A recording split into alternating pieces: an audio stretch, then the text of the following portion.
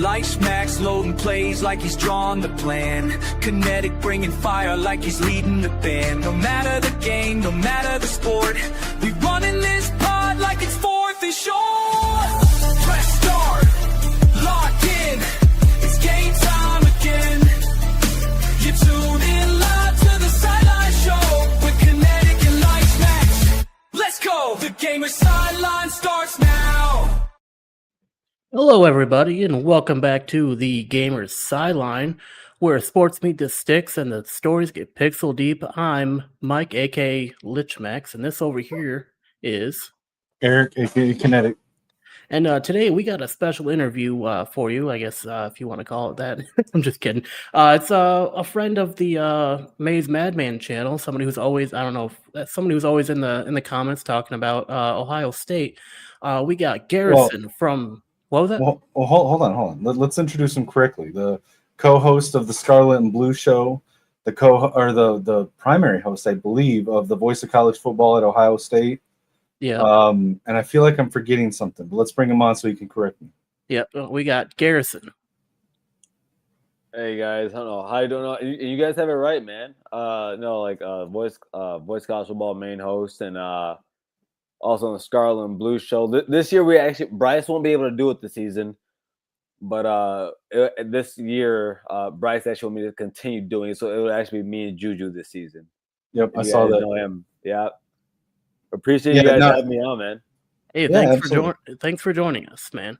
I mean, I talked to you after the Maze Madman show. I think it was Saturday, right, or Sunday, to see if we could get you on. And I mean, thank you for agreeing to come on. I mean, we're here to talk about how you became a Buckeye, and especially with where you're at, are you originally from Michigan, or did you move there? Guys, I have a tattoo on my left shoulder with a 10-point buck skull that says Michigan made on it. Listen, man, I'm born and raised in the state of Michigan, West Michigan, raised Grand Rapids. But my dad went to Ohio State, and I don't have much of a choice after that. So growing up in Michigan, like what was your is that kind of how you discovered Ohio State football? Is because your dad went to Ohio State, or did you find them on your own without like parental influence? Yeah, so I knew my dad went to Ohio State, but then where I really became an Ohio State fan, it was so a little background. So in third grade, my dad took me to a football field to play football, for a football team, and I was too scared to play. And then the next year, I decided to play, and that was the 2002 season when Maurice Clarett was the freshman running back at Ohio State, and I played running back. Garrison, so, yeah, I have this vague memory. Was it Maurice Clarett, or was it or who was the running back that had that crazy hurdle? Was it Clarett or was it somebody else? Maurice Wells, I think. Yeah, Beanie Wells, right? But Beanie Wells is a rapper. Beanie was after. No, okay. Okay. You know anything about Maurice, who sucks? No, okay. So was it so? Okay, never mind. I just remember like this stupid, crazy hurdle from an Ohio State player, and it's like it was like 10, 15 years ago. But it was replayed on ESPN over and over and over again. The only running it's not Zeke. No, it was before Zeke. Damn it, I'm gonna have to remember that. I'm gonna have to think about that. My bad. I didn't mean to interrupt you, but when you brought up Maurice Clarett, that's a good question. I know what you're talking about. I gotta think about that. But shout out to Florida State. But but yeah, so in 2002 when Maurice Clarett went to Ohio State, he was a running back there. I started playing running back, and but that same year I found out that I was actually really good at football. And in that same season, I got to watch Ohio State go undefeated, go to the national championship game, and then they go and beat my one of the greatest teams of all time. But well, I wasn't great, but one of the best teams of all time, most talented, the Miami team. And that's when my Ohio State influence kind of really settled in. And that's kind of like internally as a person, I went and said, yeah, I'm a Buckeye, and because I'm not gonna lie to you. Like, when you're raised in the state of Michigan, you see Michigan State. Yeah. And that's kind of what and like my dad's a Buckeye fan, and I kind of like him, but that's how I learned to love them. And ever since, man, I bled Scarlet and Gray. I haven't looked back. So being a Buckeye fan in Michigan, that couldn't have been easy, especially being surrounded by all of the Michigan fans. Probably still isn't super easy for you being a Buckeye fan in Michigan. Not in the last 4 years. How did that shape your perspective on the Ohio State Michigan rivalry? So I've been one of those people that have been blessed to live through the golden age of Ohio State football and the rivalry. Of course, you have the 10-year war between Woody and Bo, which Bo won, and then you have those years where Ohio State is still consistently really good, really to great, but they're still winning, they're losing, they're winning, they're losing. Then you get to the 80s and the 90s, where Ohio State is not winning the games at all, right? Right. Then I'm born in 1993, but I really start understanding the game of football in 2001, 2002. Right. And so for most Ohio State fans, if you live in that era, your view of the rivalry might be a little skewed because you see Ohio State, go. I mean, before you guys won in 2021, you see Ohio State go 17-3 in 20 years, right? But what it did was that it gave me a respect for the rivalry. I'm old enough. I'm 32. I got to watch guys like Mike Hart play, Chad Henne, Jake Long. Sean Crable. Guys like that play. And so it gave me a good respect for the rivalry. It gave a respect for the game. And to an extent, and Connect knows this. I have no problem bringing up since 2020 or since 2000. Connect knows that. I always say since 2000. But no, man, it shaped me a lot as a fan. I love the fact that I've been able to live through that. I love the fact that I've been able to see the greatness of Ohio State in this time. Jim Tressel to Urban Meyer to now Ryan Day, which he's got a problem. I mean, hopefully he fixes it. But no, man, listen, it's been great. I love it. Has it been kind of tough over the last 4 years being an Ohio State fan in the state of Michigan? Yeah, but for my lifetime, it's been quite fun. It's been quite fun. I'll tell you guys a funny story actually. So my friend Bryce, who I started Scarlet and Blue Show with, and shout out to Bryce. He's actually and we'll get to this later, but is he still doing that other show that they started on with Voice of College Football? No, so he's not able to right now, man. He's got a lot going on, the kids and everything. But shout out to my boy Bryce. He's still calling high school games on the radio for the high school that we played for together in high school. So I'm proud and happy for him. It's awesome. But I mean, Bryce is the big reason of why I'm doing what I'm doing now. But I'll tell you, I remember in 2021 when you guys won that game. Bryce was the first call. He was the first person that called me after you guys won. Did you pick up the first time, or were you dodging him too busy with your family? I picked up. And I started talking first, and trying to congratulate him. And this is verbatim. I not kid you. He goes, "Shut up. Just shut up. I haven't been able to do this since high school." But no, man. But it go and mind you, like now it would have been in 2011 when me and him had graduated high school. Yeah. Or 2010. No, 2011. and Bryce and I were next door neighbors, and he actually put the flag in my parents' front yard. Did they try to make it a felony afterwards? Oh, I should have. I should have called the cops on them. But it's things like that, man. It gives you a great love for the game, a great love for the rivalry, and but yeah, that's how I ended up where I am as an Ohio State fan in the state of Michigan. Well, and let me say real quick that one of the things that I've always loved about our rivalry, and one of the why I hated so much and I pushed back so much to people that wanted to come on and just in recent times, all about the hammer and the excuses, is because I used to, even when we were losing, I so much enjoyed with my Buckeye friends just talking about the game, breaking down the game, the plays, the players, what happened. And it's like for the last couple of years, we haven't been able to do that because every conversation inevitably reverts back to hammer, y'all cheated, blah, blah, blah, back and forth. And I hate it. It was windy. You know? So that was my biggest gripe with the whole thing. So I'm so glad we're past that. But let me ask you a question, because I don't know you as well as I don't want this to come off saying like I know you super well, but I feel like I know you well enough to say that when people hear that you're a fan of Ohio State football and Michigan State basketball and the Dallas Cowboys and LeBron and the Lakers or whatever, and like it sounds like you're a front runner. You know what I'm saying? Like you're just a fan of whoever was good at the time that you started watching the sport.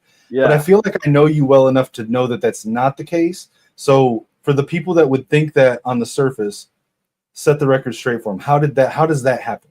Yeah, so you guys got the Ohio State side. When it comes to the Cowboys, like my dad, he grew up in an era when the Cowboys were America's team. Everybody in the state or everybody in the nation loved them. And so that's how he grew up, and I kind of followed through with my dad. The funny part about it all is that my mom and my sisters, like my mom's from the east side of Detroit. Big Lions fan. I mean that. I remember when So Thanksgiving was always fun since those were the two teams playing, right? Oh yeah. But I remember some years ago, almost 10 years ago now, when the Cowboys and the Lions played in the playoffs, and the Lions kind of got cheated a little bit and lost to the Cowboys. I talked a lot of crap that week to my mom. I came back from the Navy for a weekend to stay with my parents, and about a week later, my dad had texted me. He says, your mom hasn't cooked food in about a week. And I go, why? Because you open your mouth. But yeah, but that's how I became a Cowboys fan. Then with Michigan State, I'm sure you guys know who Drew Neitzel is. So, wait a minute, hold on. Remind me, because it sounds super. Yeah, it sounds super familiar, but I don't remember. So Drew Neitzel was the point guard for Michigan State in the early 2000s. Okay. He was before Mateen Cleaves or no? After, right? After. Okay. And I was cool with Ohio State basketball, but my dad was never an Ohio State basketball fan. You telling me you weren't a Greg Oden fan? I was. I was when Ohio State was pretty good. Like I compared to like having the girlfriend that you really like but you don't love. Have you ever had doubts that he wasn't actually like 19 years old or whatever it was? Yes. I'm just wondering because like he looked like LeBron's dad. Yeah, but Drew Neitzel, I grew up in West Michigan. I went to South Christian High School. And we had a guy named David Cool. And he played Drew Neitzel, and Drew Neitzel was really good. He went to Wyoming Park. And I remember there was a game when they played South Christian, and Drew Neitzel, he went up with his right hand. He was ambidextrous. Right. And he went up with his right hand in the mid-air, switched to his left and hit a three. And ever since I've been a fan of him, and he went to Michigan State. Okay. And that's like after that I was a Michigan State basketball fan. So like, yeah, I'm one of those guys. And by the way, listen, man, I'm a Tigers fan. I'm a Red Wings fan. I'm a Grand Rapids Griffins hockey fan. Pistons fan. Hayden Jordan. I'm So, sorry. So are all those I got- born? Okay, I'm sorry. Go ahead, Mike. Go ahead. I was just gonna say, like, I feel like I gotta like the Pistons too because they're from Detroit, but it just seems like every year it's a disappointment. Hey, we got Cade. We got Cade Cunningham, baby. I will say, like, I have not followed the NBA for a long time, but I will say that if I did consider myself a fan of any team, it would have been the Pistons because one of my earliest memories is my father taking me. I was super young, taking me to, I think it was the '89 Eastern Conference Finals with the Pistons and Bulls. That's like I barely remember it, but I remember it. You know what I'm saying? Yeah. And the bad boy Pistons, like, that's so awesome. But my favorite basketball player was Allen Iverson, and when he retired, I kind of lost interest in the NBA. But you know, it is what it is. But I feel you. I mean, that's kind of where I was with the NFL for a while there. After we lost, after the Steelers lost Benny and Troy Polamalu, I was like, this doesn't really seem I'll like tell a you good what, time to man. watch it. I'll tell you what. After the latest of what my Cowboys have been doing, I've been a Steelers fan. Oh, you're not a fan of the Micah trade? I hate my team.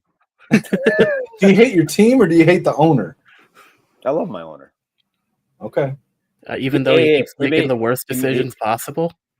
I don't. This might be a good. He might have made the right decision. I just don't like it. So Mike and I actually broke this down weeks ago when the whole thing with Micah first came out. Mm-hmm. I personally, and I don't have a dog in the fight. I'm not a Cowboys fan. I'm not a Jerry Jones fan. I'm not a Micah Parsons fan.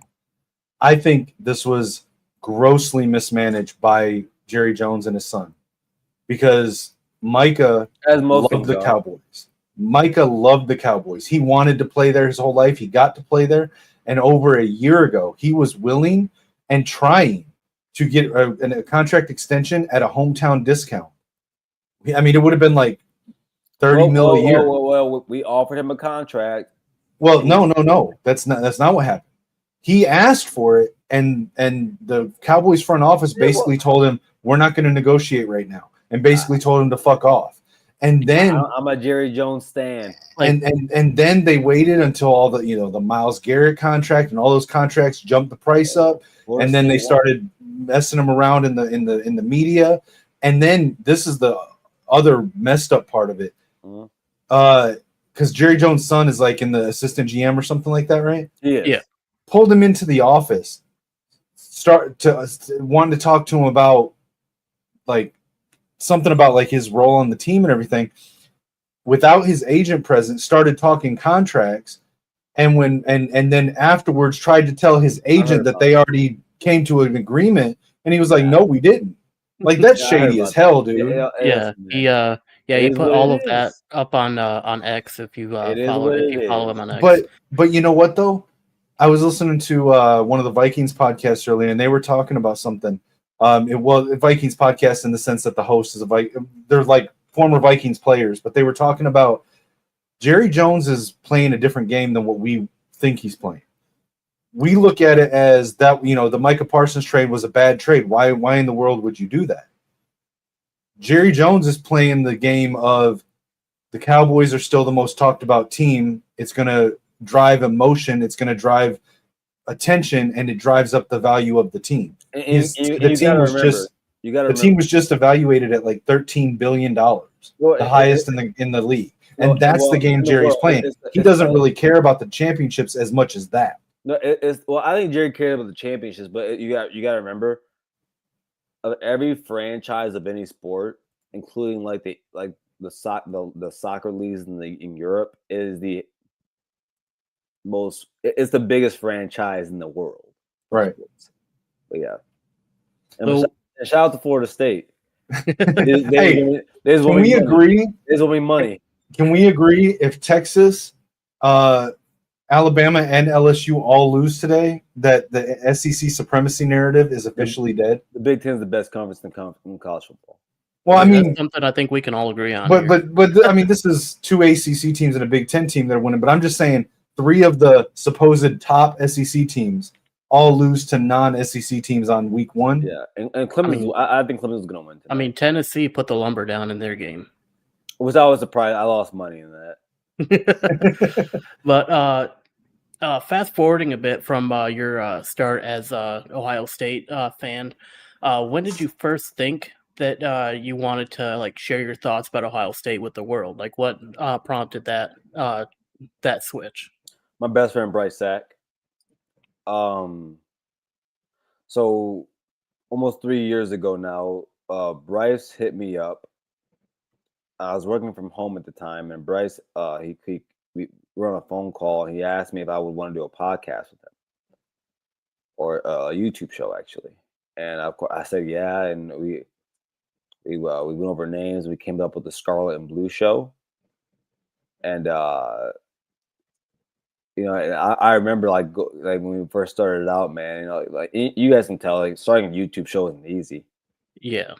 And like our first show had like 10 views or something. Then eventually we started getting to like 1.3K views and all that. But like, and Bryce hates when I say it like this way, but I really do mean it. Like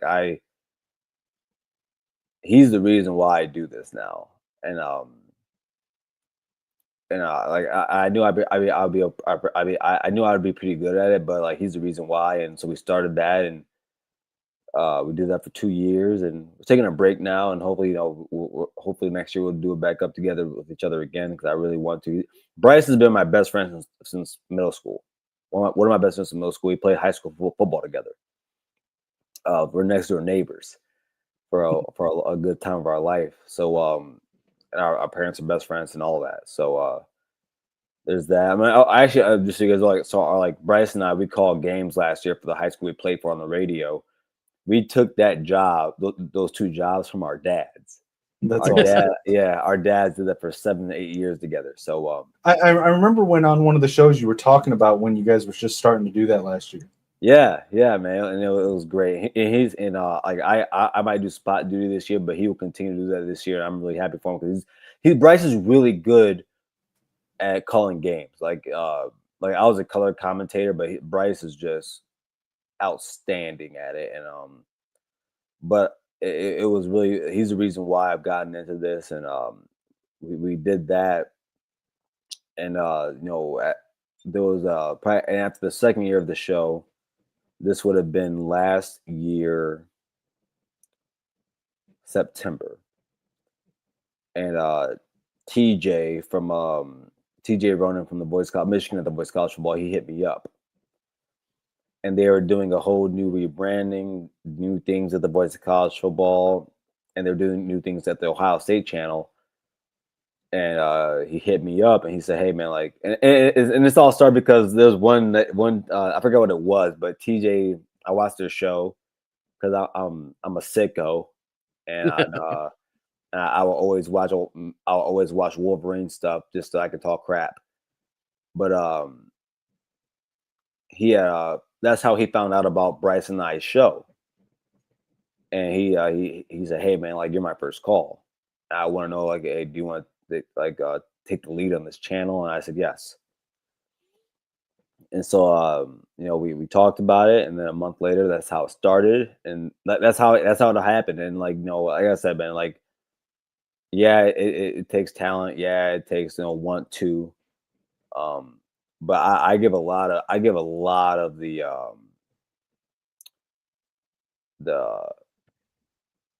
I give a lot of props to my guy Bryce, because I don't think I would be doing this without him, and that's how I truly feel. I just want to congratulate you on being a better friend than I have, because listen, in a little bit of a weird, ironic thing here, I almost did what you and Bryce do a couple years before you did it. I have a friend named Hayden. I've known him for, I don't know, 15 years now, right? He's like a little brother to me. But he calls the high school games, not on the radio, but in the state. I don't know what the title is, but he's the one that called, like, the PA announcer in the stadium. That's that PA announcer. Is that okay? So that's what he does. He does that for high schools down there, like in Jackson, Ohio, I think, and like a couple of the other schools in the area. And he does work for a radio station down there. And in 2019, I actually talked to him. I was like, dude, we should do a podcast, a Michigan and Ohio State podcast. And we almost did it. And then he was like, I don't know if I have the time right now. And it just never kicked off. and then you guys did it. I was like, fuck. No, I'll tell you what. What was really cool is that like, because Bryce and I were looking for a niche thing, and there was at that time there was no Ohio State Michigan shows. There was none. I know. That's why I was suggesting it to him back then. I mean, but to be fair, he was the only Ohio State fan that I had that I could talk to and us not get mad at each other. And when he wouldn't do it, and I was like, all right, I guess that's not going to happen. No. If you go, if you go to some of those shows, you can find me crashing out. It's hilarious. Like I think it was after the Missouri loss. Like some people thought it was kind of cringe. Like I like when Bryce and I looked back on it, we thought it was kind of cringy the way I acted. But a lot of people were like, dude, that's why we watched this show. But it was really cool. Did you crash out because of the performance from your team? Like I crashed out because of Bryce. Okay, so he was. Okay. Let me ask you a question. Yeah, I think it was a funny like troll job from Missouri to wear the Block M that they hadn't worn in like 30 years. Yeah. The next game after y'all lost to Michigan. How did you guys view it as Ohio State fans? Did it make you mad? Did you just kind of roll your eyes, or was it just kind of nothing? Because I thought it was just a funny troll job. I just crashed out. I crashed out because of the way Bryce was talking about how the game had happened. I was just mad about how the game happened. But like for me, like it was really cool because like when we did that, like after that, Jake Butt and who's that Ohio State linebacker? I shouldn't forget his name. I can't remember right now. I should remember, but they started. It was called the Red and Blue Show. Oh yeah. And that didn't last long. Yeah, it didn't. And now like you see more Ohio State and Michigan shows, but it's really cool knowing that like we didn't get like to 1,000 subscribers. We didn't we didn't get huge, but it's really cool knowing that like Bryce and I started a trend that's now showing up more. Like there are plenty of Ohio State Michigan shows now. Yeah. And it's really cool knowing that like my best friend, he had that idea and I was able to, come along with him with that. Well, more praise to you for saying yes when your friend asked you. Thanks, Hayden. So like from the beginning, like it's pretty well known that most creators face a lot of challenges when they're trying to start a new channel, getting the views up, figuring out what content to put out, and how to go about it. What was the toughest part of starting your channel and building an audience, especially like with your guys' Michigan and Ohio State thing? I'm sure that probably helped with the initial jump being opposing sides talking about the game, but from your perspective, like what do you feel was like the hardest part? I'll say for me personally, the hardest part was that like I mostly controlled the X page, right, the Twitter page, right. So for me personally, like I had to, like me personally, I would have to go out of my way to say the most positive things about Michigan. I mean, I'm sure that was pretty easy, seeing as though we were doing great things. See, if I were you, I would have just stolen the comments on the YouTube channel from Michigan fans. Oh man, and God, I would hate to go back and look at the comments I left when I was just before I ever started podcasting, because there were some episodes that like you completely pissed me off in the episodes, and I commented, and I'm glad you probably don't remember it. No, I didn't change my name, so if you went back and looked, you could find them. But he's got a black like Johnny Olden, right? So I've actually been I've been watching Johnny since he started the show. So like you probably find some of my old comments on there. But no, I would say like, but in all reality, like it's honestly it's just a consistency of putting other content, making sure you know what people want to hear, and then I would say not right now. So I got a phone call, but no, that's what it would be, and honestly, guys, it's just consistency, because you gotta keep you gotta keep doing it, and it was cool because like at some point, Bryce and I, we were able to get sponsors within our city, And shout out to them because they were. Yeah, I remember the bar one, right? Yeah, man. Yeah, man. We had Stock the bar or something. Stock the bar vodka, man. And shout out to my guy Daryl. He used to cut my hair when I was in high school. Hey, not to completely interrupt here, but I just want to share something that I just noticed, and this was not on my bingo card today.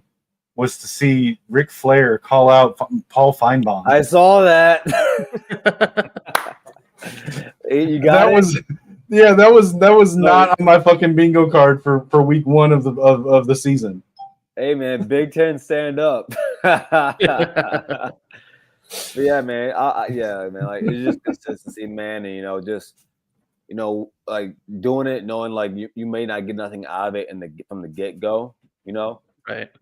But I think it's important to understand like the fun in doing it, and and it's the same thing that's kind of carried on to the boys of college football, where like shout out to TJ, shout out to Mark. They asked me, just to like kind of like build up the network, and being handed that's really cool, but there comes a certain responsibility with it. Right. And I've kind of like learned how to like navigate it, learn how to talk about it, learn how not to talk about it, like how to use my X page to an extent, right? What do you say? What would you say is the biggest difference between building up your channel with Bryce from the ground up and then versus sliding into a network that's already kind of been built by Mark and TJ and John first, and then taking sort of a branch off from that? How does that experience different for you? I would say knowing the expectation. A lot of people, they used to Mark talking Ohio State football, right? And Mark he still has his Ohio State show, but I run it now. I'm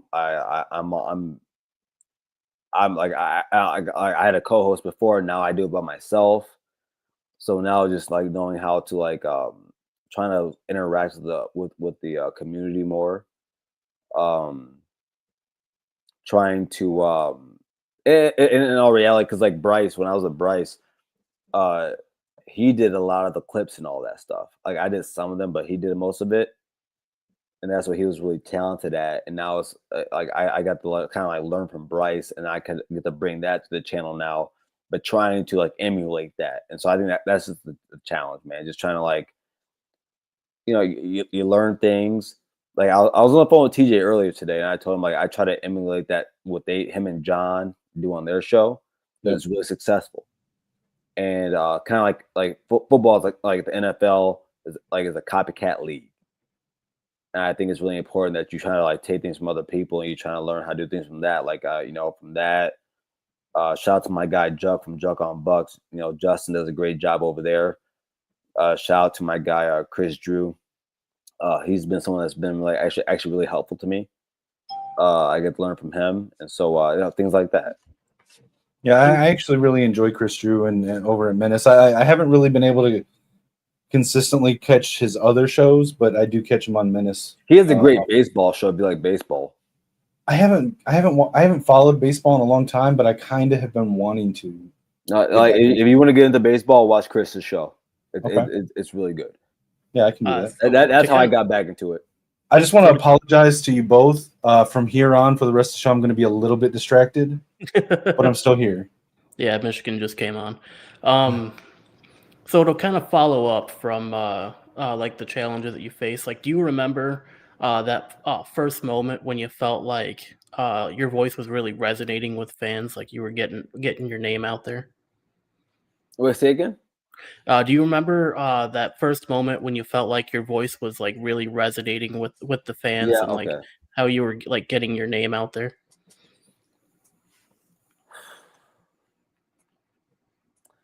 It would be so like this is so embarrassing. It's the fire. It's the fire and brimstone clip. It's the fire and brimstone clip from last season. And the one that Maze clips and plays on the show. Yeah. And it wasn't that people didn't know me beforehand, because I almost like I said 3 years ago when we started the show, like I had rebranded my whole X page.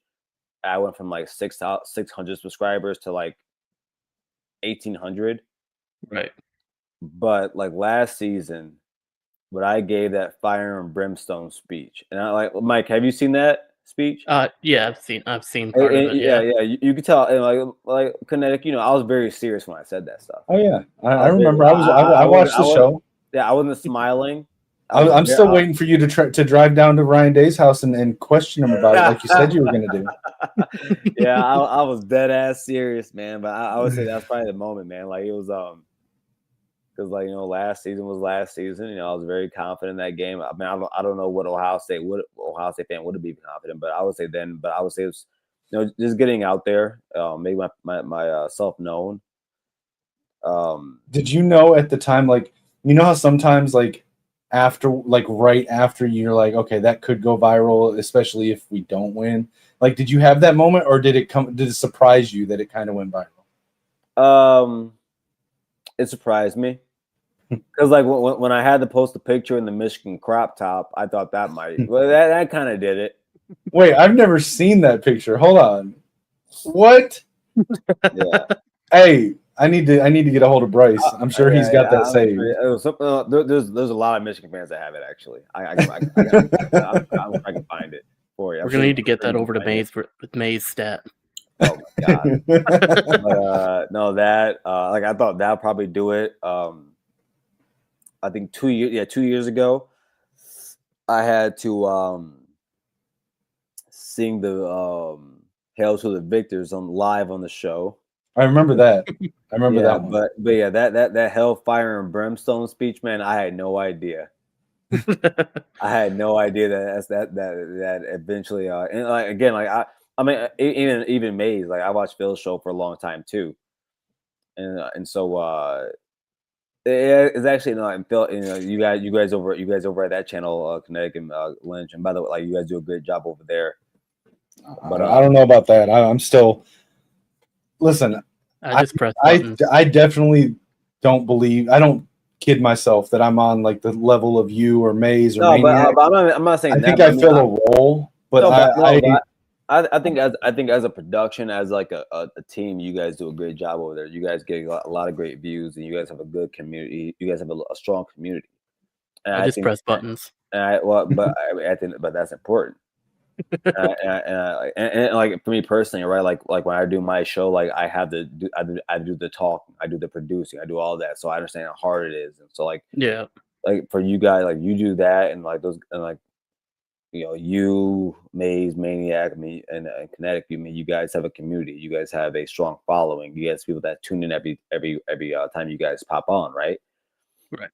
So that's important, and so no, but for Maze to do that, I'm grateful for it. It gets more views on me. Yeah, and so okay, so let me ask you this question, and I'm when I ask you this, I'm legitimately asking. It's not me trying to troll or talk trash about Ryan Day, because I asked you because I was on the Final Whistle network this morning with a new show that Lucian's doing, and we were talking about this. And I'm honestly curious for the Buckeye fan perspective on this. We all saw the roller coaster of fire Ryan Day, him having to hire security, all that stuff, to what was it, 3 weeks later, everyone loved Ryan Day. Yeah. Right? Yeah. 4 years losing to the biggest rival. Some fans say the rivalry doesn't matter anymore, but the logical and reasonable fans, to be specific. So Dave Portnoy said it too. Well, no, I know, but I'm saying, but like, I feel like the like realistic, logical fans on both sides are never going to say the rivalry doesn't matter. He's lost to Michigan 4 times in a row, but he's won a national championship. He's a pretty good recruiter. If he loses this year to Michigan 5 years in a row, does he have to at least make the national championship again for his job to be completely safe this year? No. Okay. Ryan Day, like I know some people like they disagree with this, but Ryan Day is a great coach. He's an elite coach. And don't get me wrong, losing to that team up north, 56-yard rushing touchdown by Justice Haynes just now. Oh, nice. It's not easy to watch. It's not. And like a lot of Ohio State fans that will emulate what I'm saying. Ohio State doesn't have a Michigan problem. Ryan Day has a Michigan problem. Yeah. And so at the end of the day, man, listen, the game is the game. The game means something. The game means a lot. Does it mean everything? No. But I think that it's hard. I'll say it this way. I think it's hard for a lot of Wolverine fans to hear that right now because of the stress that they're on right now, 4 games in a row. But like I've said this all the time. You, as big as you may think the rivalry is, tell me one sport in which the rivalry is bigger than a championship game. Well, so this is where I have a problem with people on both sides of this argument. Mm-hmm. I don't think that you have to conflate the national championship with the rivalry. Yeah. Does the rivalry game at the end of the season still dictate whether or not you can go and win the national championship? No. But I don't think that the fact that is now a no where it used to be a yes in any way diminishes the importance of the rivalry. Not at all. I agree with you on that. Again, like a lot of people joke about me not showing up on Maze's channel after the game. But like I remember being at that like Mike, I don't know if you know this, but like my parents, my family, we celebrate Thanksgiving that Saturday. We decided to move it to the game Saturday. I remember being at that dinner table and my dad not being able to eat the food, and he just outright says, "How do we lose that game?" And so I mean, it's important. It means a lot. Like I don't feel the same after losing that game. I don't. And to be fair, the only reason that I give you grief for it, because I'm not doubting you were with your family, but if Ohio State had won, you would have found a way to take 5 minutes away from the table to call in immediately after us going live. And then went back to the dinner. No, my parents would have killed me for doing that. I couldn't do that. but I still feel like you would have been so high off of the win that you would have been like, I need 5 minutes. I get that feeling, but no, it's just, like I said, man, like that game, it means a lot. Yeah. It can ruin your Thanksgiving. I know that much. So the turkey don't taste the same. Let me ask you another question that sort of touches on 2 things that you've brought up on podcasts before. I know how you feel about the noon games, right? I also know how you feel as far as the rivalry and how deep that goes with some people. Mm-hmm. Do you believe the game should be played at night, or do you think it's too dangerous?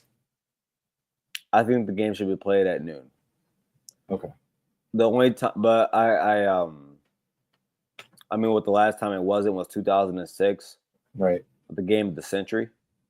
Which I believe to be the greatest football game to ever be played. I remember exactly where I was for that entire game. I think NFL, high school, Pee Wee, college. I think that's the greatest game ever be played. Specifically because of who was playing in that game and who was that game, and because of what transpired in the death of Bo Schembechler before that game. And him talking to the team. Well, and go back and look at those teams. Look at the star power on both sides. Oh, like look at who was on those rosters. Players, man. Players.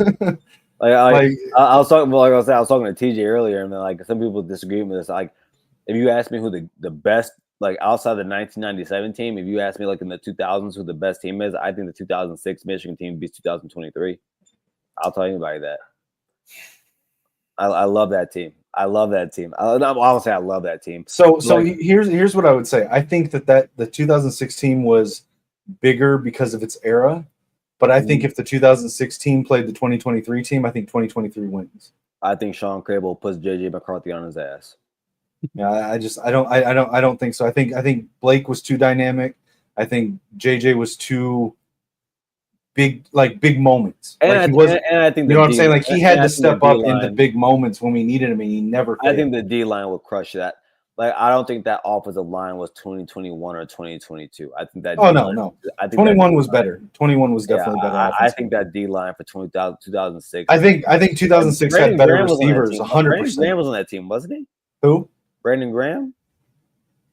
Was he? I thought he came. I thought he was. Yeah, he was on that. He was on that team. I think. I thought he was a couple years later. If he was like a freshman or sophomore. He played. I know that much. Then he, yeah, okay. But I think they had better receivers. I think you guys had a better running back and better quarterback, and that's it. Better tight end too. I'd say better corners too. Better than Leon Hall. I'd take Will Johnson over Hall. That's fair.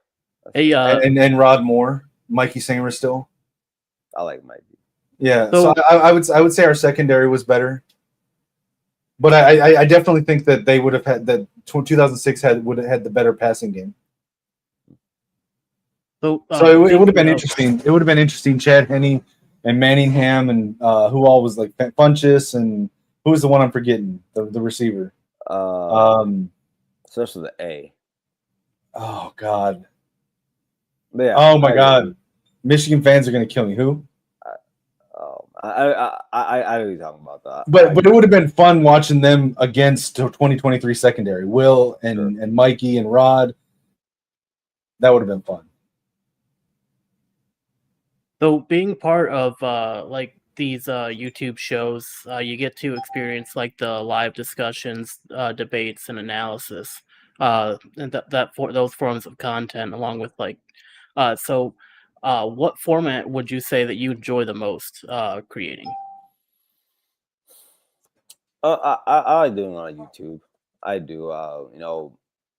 I played the game for a long time. From Pee Wee to college, and I've been around guys that played the sport at a high level. My brother-in-law played D1 football at Wyoming. He was a cornerback. Shout out to my brother-in-law Dylan. But I truly enjoy it. I enjoy doing the call-in shows. I enjoy hearing the perspectives of other fans. Yeah. And also, I mean, you can catch me on YouTube. You can catch me on X. I hear myself talk enough. Sometimes it's fun to just and I call into shows. It's fun. Sometimes it's fun to hear what other people have to say. I also think it's important to be able to listen. Because then you also get to have a perspective of what of the fan base also.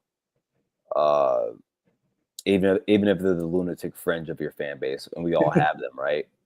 Oh no, not at all. Only you guys have them. Yeah, we're all chill over here in the maize and blue. Good grief! But no, yeah. So but I do enjoy the YouTube format. I really do, and I think it's a great.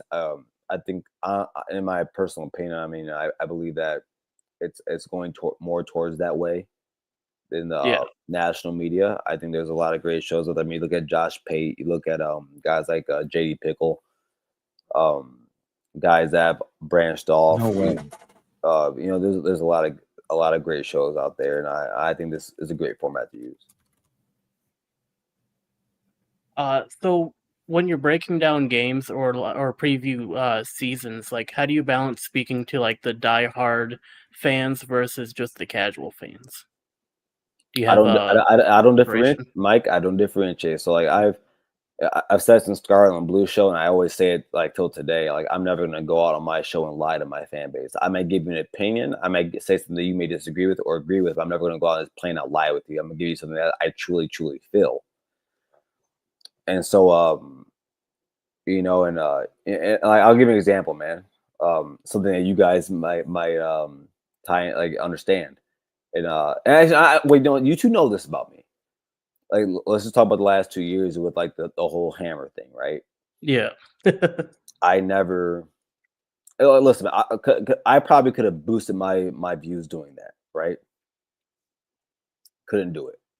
I internally couldn't do it because it was something I believed in. It wasn't something I truly thought was real. And I just didn't.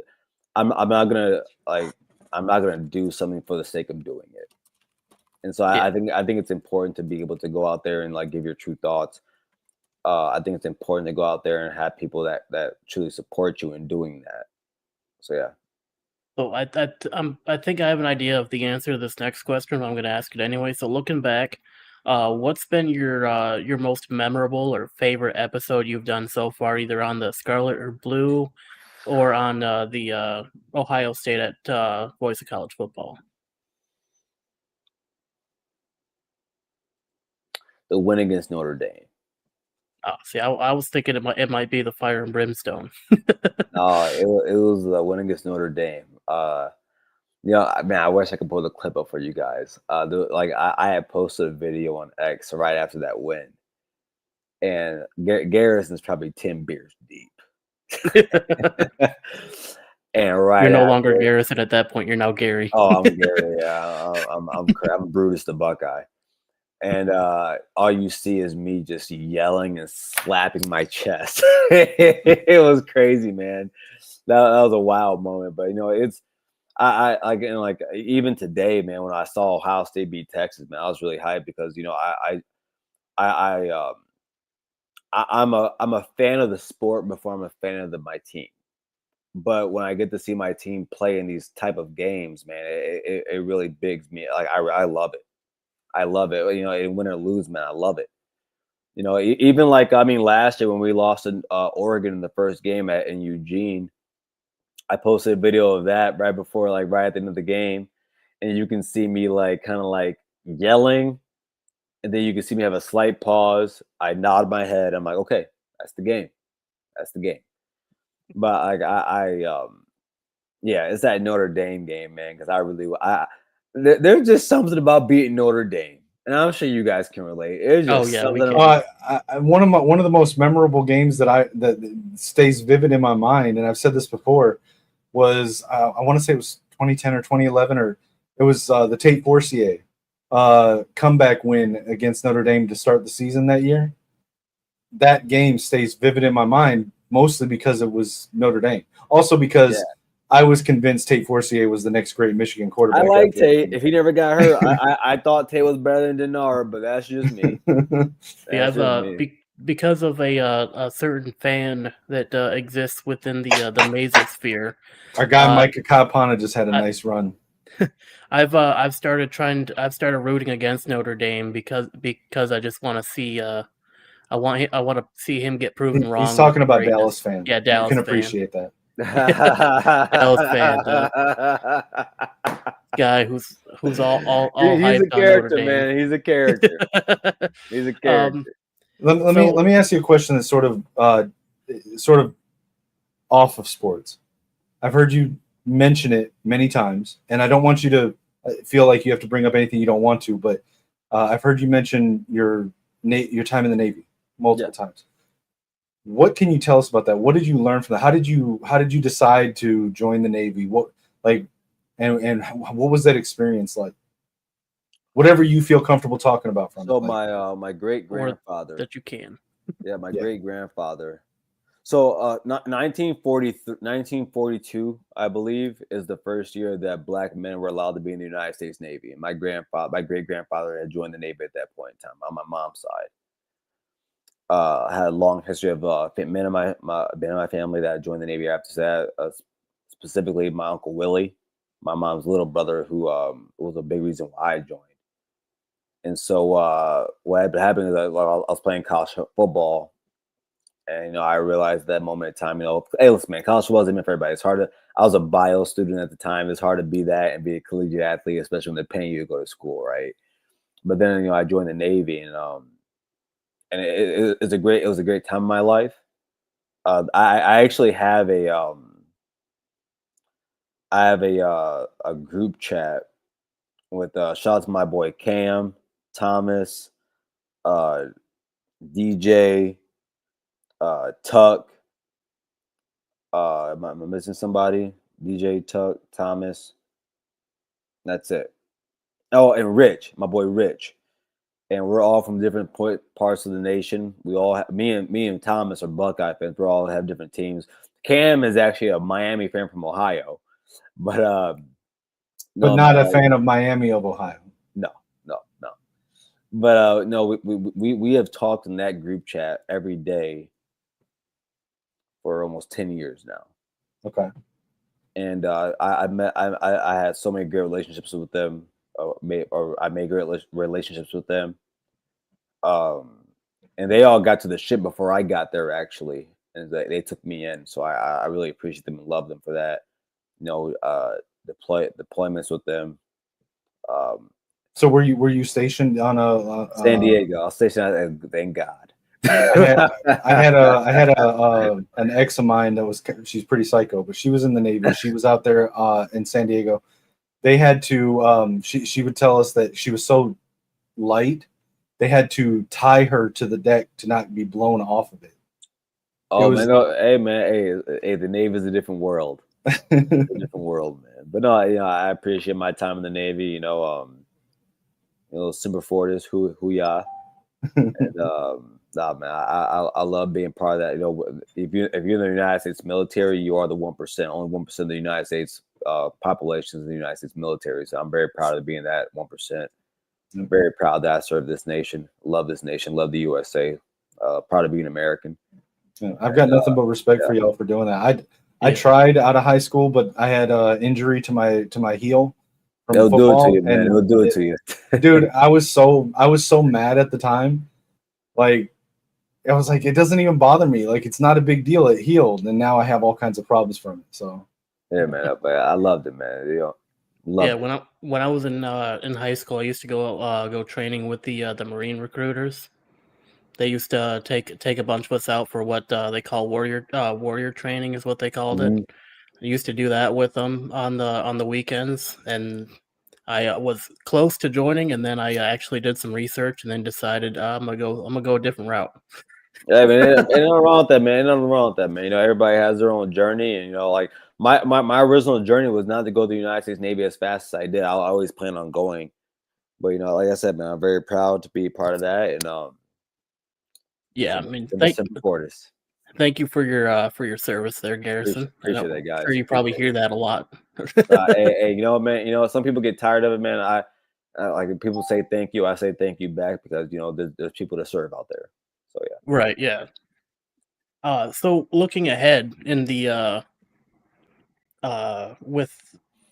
into the future of how like the college football media space is evolving, where do you see like your role moving forward, like in that space? Look, man, like I'm part of the voice of college football. That's where I want to be. I've watched the voice of college football for a long time. Been a fan of the voice of college football for a long time in Mark, and I find it to be a blessing to be a part of it. And I think that like our channel, our network is going to great places. We opened our website not too long ago, where we have great writers there. We're expanding our channels. We added North Carolina actually recently, Oklahoma, and I really think that like I mentioned TJ, but man, he when we had our first conversations about me joining, he said, we're looking for somebody that it's kind of like put their boots on and get to work, right? Right. Because everybody wants to know how much money can you make from this, how much money can you make from that, but how are you willing to put in the work? And I had no problem putting in the work. And so I like to be personable with you guys, a little bit vulnerable. I remember having a conversation with my mom and dad one day, just when I left football, when I left playing football in college at the University of St. Francis, which I had to leave because of my own doing, because I just wasn't getting my grades up at the time. It's really hard to leave something that you put so much time in from the time of a child, from the time you're 7 years old. You know what I'm saying? Right. No matter what it is, in life. And so to have it stripped away from you by your own doing, but then having the ability to go back into it and do it, man, it feels great, man. And so, like I said, man, my only goal is to help the boys of college football grow, to help the channel of Ohio State at the boys of college football grow, to do work with Mark, Mike, Terry, and continue to make that happen, man. And I think we do a great job. I think we're one of the best channels out there. I think we don't talk about the BS. We talk about Ohio State football. We talk about what happens inside the Woody. We talk about what happens inside the shoe, and we talk about the Scarlet and Gray. That's that. No, and with a little bit with a little bit the team up north. Well, and here's the thing, like, again, in recent couple of years, it's like I used to like doing what you do. Like, I used to listen to Buckeye shows because I like to get the other side of things and get opinions and sort of the point of view. And I had to stop watching a lot of them the last year or two because it just got so obnoxious and ridiculous. They weren't talking about the game or the players anymore. And so, like, now I'm starting to be able to watch them again, like Menace and you guys and Buckeyes Battle Cry. Shout out to Pete and Rob. Like there's some good ones out there, and I just love that we can get back to talking about the game. You know, I agree, man. And like I said, I had a long rant on the Michigan The Voice College Football about it with TJ and Johnny. I just because it actually burned me inside because with all that's transpired for some other channels, Ohio State channels, when you're not talking about the game of football, man, you're talking about bullshit. It gets aggravating, and one thing I don't want to do is lead my fan base astray. Right. And so, yeah. Hey, you guys want to read a text I just got from Juju? Sure. live on pod. Shout out to Juju. He just said we fucking on y'all in A2. Hey, yeah. Bryce looks good. I'm gonna tell you right now, Bryce looks good. Yeah. Justice Haynes looks good. The defense, Jayshon Barham, is a monster. The way that Wink is using him. How's Sprague looking? So far, the offensive line's actually been pretty good. Even Brady Norton at right guard looks really good. It's the Lobos. It is. Yeah, it is. And it's week one. But that's what you want to see. I mean, I will say the one thing that we haven't done is give up a ton of rushing yards. I'm not going to take too much from it, but I don't want to see bad. You know what I'm saying? And we're not seeing bad so far. No, you won't say that until next week. I don't know. I don't know, man. There's been some years where, I mean, last year Fresno State we saw bad. We didn't have to wait till Texas. You know, that's true. Like we came out the season swinging at nothing. So final, Sprague looks good. What advice would you give to like the younger fans or aspiring creators who want to follow in your footsteps, like becoming a creator for like their favorite team, or even like joining the Buckeye creator space? Same thing I said earlier, man. Consistency, and that's everything in life. If you're not being consistent in something, man, you're not following through, right? And so, I would say consistency, hard work. Which and this sounds so cliche, man, but like some of the most cliche things are like I think back on like some of the things my dad told me when I was younger, right? And like I remember my best friend Lawson and I, it was like a couple years ago, but we were talking. We're like, man, had only we just listened to our dads, and Right. But but specifically consistency, man, and just like trying to figure out what is it that people want to hear about. What is it that people want to know about, and how you get that out to them in the most consistent fashion? And if you're able to do that, man, it all works out, man. And even if it doesn't work out at the pace you want it to, just keep doing it. Like, there's nothing wrong with having fun in what you're doing. There's nothing wrong with that, man. Like, that's the best part about it, man. If you're having fun doing it. If it's something that brings you joy, do it. And that's something that I've said to people before. I may have even said it to Lishmax at one point. Like, I don't want to do this because I want it to make money. I want to do it because I have fun doing it. If money comes with it, great. But I really don't care.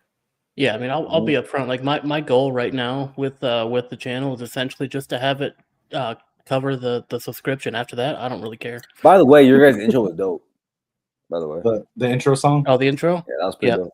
I'm not gonna lie. Sometimes I'll just log into StreamYard to play it because it's like I've got it stuck in my head. Yeah, that was. We have an outro one too. You'll get to hear soon. Yeah. I did the lyrics for it, and then I used AI to kind of put it together. So that's one of the benefits of him working for a music artist. Nice. So okay. So before we get out of here, let me get your thoughts on your game today, y'all's game today, and the first week of college football. What are you feeling right now? Well, if you really want to know how my day has been going,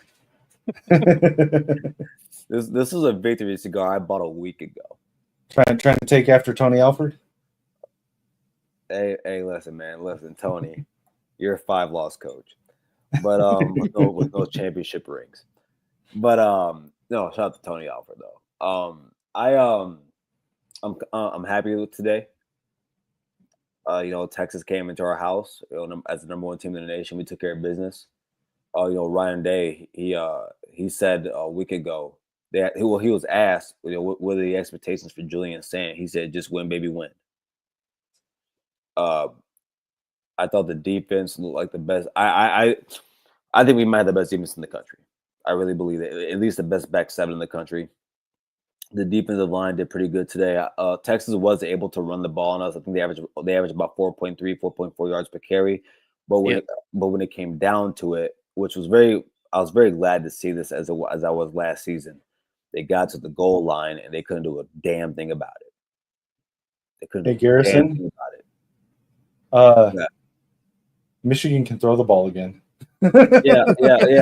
On the Lobos. We've discovered the air. I'm not even talking about what the defense is doing. I'm just saying we can pass the ball for more than 10 yards. I'm sure you guys did. We'll see how that's going to look when we come up against like an actual defense in week 2.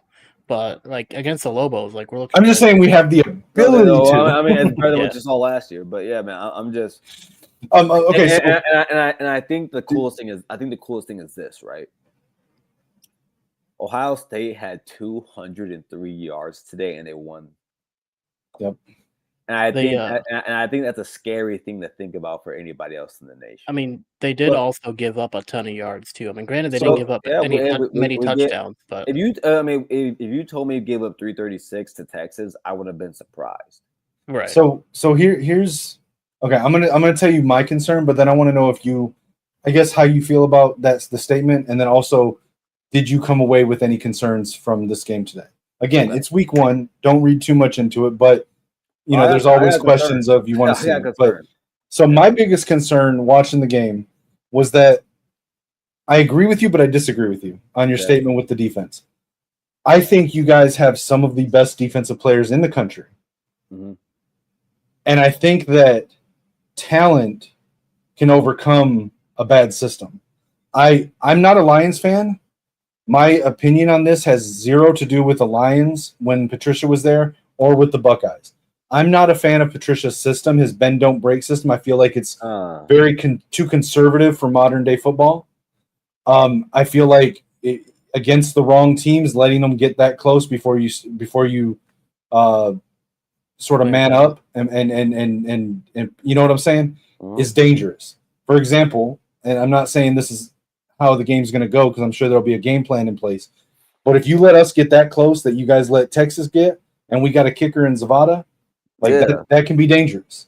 So I personally think that I don't like Patricia's system, his bend don't break system. I think it's way too conservative, but I think you guys have the talent to sort of cover for that to an extent. So that's my concern. Yeah, how far can they cover that? So Jim Knowles ran a bend but don't break system. I think. I think what you saw today was very, very, very vanilla. And I think, and that's why I'm so confident in this team right now, because we won that game stupidly vanilla. Like Ryan Day talked after the game, and he said that they thought about in the second half trying to like open it up a little bit more. They decided not to. But why? It's what are you trying to hide from Grambling State? Like it makes sense for us, for example, to do vanilla this week because we got Oklahoma next week. I don't think there's anything. I don't think you're trying to hide anything from Grambling. I think it's the fact that Ryan Day was so secure in what he was doing. I'll tell you guys what. I think Ryan Day now, and I said this I think a couple of weeks ago. I think Ryan Day has settled in. I think what really helped about having Will Howard is that Ryan. Yeah, it's cool to have a Dwayne Haskins. It's cool to have a Justin Fields and a CJ Stroud. I think Ryan Day now knows that he has so much damn talent on his team. He don't need that. And that's why he said what he needs is just to win, baby, win out of Julian. And Julian has the talent to go out there and do what he needs to do. And I think that after halftime, I think around mid-third quarter, Ryan Day knew he was going to win this game. And truth be told, I mean, we talk about Matt Patricia. At the end of the day, Matt Patricia, yeah, he has.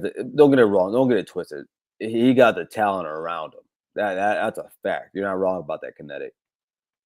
But I'm not gonna say Buck because Bus is counting it. At the same time, I think Matt Patricia had Sark in a hellhole to the point where, to the point where Brian Hartline actually outcoached as an offensive coordinator. He outcoached Sark because Ohio State averaged less than 3 yards per carry today. But the one thing that Hartline was willing to do that Sark wasn't. Hartline was willing to run that ball no matter what. We only passed the ball 20 times. Hartline didn't give a damn how much he didn't. And I'll say Ohio State, we did better today situational running than we did just running the ball. When we outside of that one drive, man, when we had to get 2 to 3 yards, we got it. Yep. And that made me really confident. And a lot of and I will say, like, our running backs missed a lot of holes today. Our offensive line played great. They played great. Colin Simmons had no sacks. Anthony Hill Jr. was a no-show. I didn't even hear his name today. He was the 4th best linebacker on the field. I want to know how your offensive line is better when you gave my Vikings your best offensive lineman from last year. You talking about Donovan? Mm-hmm. Because the offensive line as a whole is better. Because you gotta remember, like, we lost a first-round left tackle in the second game of the year or third game of the year. We lost the best center in college football, voted on as the best center in college football in that season. And then we still won the national championship with that offensive line with the interior that we brought back. Sarabelle went to left tackle. Sarabelle was a dog out there today. Like, again, bro, like, we gave up no sacks today to one of the best front sevens in college football and one of the best edge rushers in college football. So, okay. And I this is where I'd caution people to, like, judge Ohio State too harshly on today. Right. In 2021, Georgia beat Clemson 10-3 with a defensive touchdown. Right. And so I'm not saying back to back. Don't get me wrong. I ain't saying that shit. I mean, I think you have the talent for it. I'm not a fan of Patricia. I wasn't a fan before he came to Ohio State, and it has nothing to do whatsoever with the Lions. I think he's too conservative. You're a Vikings fan. Well, yeah, no. But I think he's too conservative. And I know how this sounds because Patricia's at Ohio State and Wink is at Michigan. If you knew me before Michigan ever adopted the Amoeba defense, I was a non-Ravens fan that loved watching the Ravens. I like that. Amoeba defense. That's good. Well, that's what Wink's defense is. It is, yeah. I like I was not a fan really of any team at the time, and I loved watching Ray Lewis and Terrell Suggs and Terrence Cody and Ed Reed on the Amoeba defense for the Ravens, right? Mm-hmm. So I was a huge fan of that. And it was an ultra aggressive defense, especially for that time. You know, I've always been a fan of the Wink Martindale, the Rex Ryan, those type of, like, aggressive defenses. So I just don't like Patricia's super conservative way. And I feel like modern football, you have to have that aggressiveness. I think he'll get again. I think Ohio State has the talent that it's not going to matter that much. But how far can they cover for the? I think he'll get more aggressive as the season goes on. Okay, so if that's not your, so if that's not your concern, then what is your concern? Your biggest concern to take away from today? that you want to see going forward? I didn't see the D tackle depth and running backs hitting the correct holes. Okay. Did the early drops by Claire and JJ bother you at all? No, I think that if the wide receiver unit is the wide receiver unit was the worst unit today, which makes me happy. I will say I made a joke on X about the Max Claire thing. I said a tough team would have ran for it on 4th and 1, but screw that. Catch the ball. But catch the ball. Outside of that one drop, I thought Claire looked fine. Nah, I was surprised that they lined him up on the boundary a couple times. He's good, man. Because they lined him up on the boundary and lined JJ up at the slot. We've never had a tight end like him in our program. Never. I mean, we just had one for the last couple of years. It's fun, isn't it? Oh my god. So I got something special for when we win in November. Got this. Oh, Glenavich. What is that? What is that? That's a good scotch. I've never had that before. That's a good scotch. 14. I got that for when we win in November. I'll tell you what I've been doing today. So I made you guys know what a Bloody Mary is? Yeah. Mm-hmm. I've had a Bloody Maria, so it's tequila. So I just been I had to relax. I've had some beers now. I got relaxed because I got TJ was like, bro, you still got to show up to the call-in show tonight. Like, okay. Oh, I forgot all about that. Damn. Yeah. Well, I guess before we get you out of here, busy guy today. Good God. Before we get you out of here, where can the people find you at? Yeah, hey, well, everybody, you can find me at if you don't find me on X at Buckeye_Gaddy Gaddy on X. And then also you can find me on Ohio State at the Voice of College Football on Mondays at 7 p.m. And then for the call-in show, which, hey, listen, it's an Ohio State show, but all people are welcome to come in 7 p.m. on Thursdays also. And then also, listen, man, you can catch me at Michigan, the Voice of College Football on their call-in shows. You can also you will definitely see me at a Maze Madman show with Maze, Kinetic, and Maniac over there, and Lynch Max over there doing the great job he does producing that show. Also on Johnny's show on Sundays whenever he has it, because some days he gets randomly sick, which I don't believe him. But I think those days he just doesn't want to deal with it. Yeah, man. He just doesn't want to play referee that day. Yeah, but listen, man. Like those are the channels that you can find me on, man. I'm a huge supporter of you guys, and I think you guys do a great job. But yeah, that's where you can find me. And before we get out of here, can we just agree that as much as we go back and forth with the rivalry, look at the NFL right now. Some of the best performances we're getting out of Buckeyes and Wolverines are when they have to work together. Do you know who my favorite NFL player is? Tell me, Mikey. Okay. The reason I'm saying I will argue up and down that Mikey Sainristil is a better defensive player than Will Johnson. Oh, I don't disagree with you, and I think he mattered more to the defense. I think Will Johnson was a great player. I think Mikey was a great leader. And Mikey would have been your wide receiver one if you wanted him to. He meant so much more to that defense than any other player, at least for 23. But I would venture to say probably in 2022 as well. He could have been your wide receiver one if you would let him. But look at this real quick. We got CJ and Nico making each other better. We got Mikey and you mean CJ making Nico better? No, come on. They both make each other look good. Nico's nice. Mikey and Terry going at each other in practice, making each other better. Hutch and what's the guy's name? The left tackle, Ohio State tackle on the Lions. Older guy. I can't. Why am I blanking on his name? You know who I'm talking about? Yeah, I know. He's an older guy.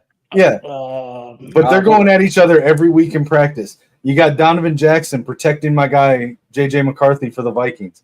Like as much as we go back and forth. Will, yeah. Yeah, I'm just saying. Burke is a good backup to Will. Exactly. Like some of the best performances and that we're getting out of the Buckeyes and Wolverines in the NFL, they're either practicing against each other every week, every day in practice, or they're playing on the same side of the ball and there's a direct connection between them. It's either quarterback, offensive lineman, quarterback, wide receiver. Are you thinking Taylor Decker? Yes, Taylor Decker. Yeah, Taylor Decker. Yes. So let's just appreciate that as much as we go back and forth, sometimes we also bring the best out of each other. A lot of Right. That's what it's all about, man. All right. Well, we'll let you hop on out of here, Garrison. We'll close up, and then we'll probably see you on the after show. If you can, stick around so you can hear the outro song. Yeah. All right. Thank you, guys. All right. Well, Kinetic, where can the people find you at? Yeah. So as always, you can find me on all social media platforms at Kinetic615, on YouTube at Kinetic615, and then for gaming at Kinetic615 Plays. Monday nights on the Maze Madman channel, and post-game shows on Saturdays with Maze and the Boxing Maniac. And then you'll catch me also now Saturday mornings. I already forgot the name of it. I mentioned it earlier. Sorry, today was the first one. It's the Final Whistle Network on YouTube. I'll be doing Saturday mornings with a couple of the guys there, doing a panel for different fans and content creators of different teams. And then right here on the Gamer Sideline, and don't forget to like, share, subscribe, and check out the GoFundMe link in the description if you can. And you can find me over at the Maze Madman channel during the season as the stat boy, also behind the scenes on Monday for producing the M&M Monday show. You can also find me over at LichMax626 on both Twitch and on Twitter. And on YouTube, Twitter X, whatever you want to call it. And then you can also find it right here on the Gamers Sideline. Well, that's going to be a wrap for our show today. So make sure you guys play hard, cheer loud, and meet us back right here on the Sideline. From joystick dreams to Friday night lights, it's controllers and cleats under podcast mics with Life Max dropping deep like he's throwing a bomb, and Kinetic calling audible, staying calm in the storm. From the field to the sticks, yeah, we bring the heat. With Kinetic and Leash Max, never miss a beat. When the final whistle blows or the credits roll, we're signing off strong, that's how gamers take control. Catch us on the sideline, where legends chill, where the playbooks flip and the passion's real. If you heard the takes, then you know the drill. Till next time, fam, keep it clutch, keep it skill. From the field to the sticks, yeah, we bring the heat. With Kinetic and Lichmax, never miss a beat. When the headset's off and the lights go low, we'll be back next game, y'all already know. We out.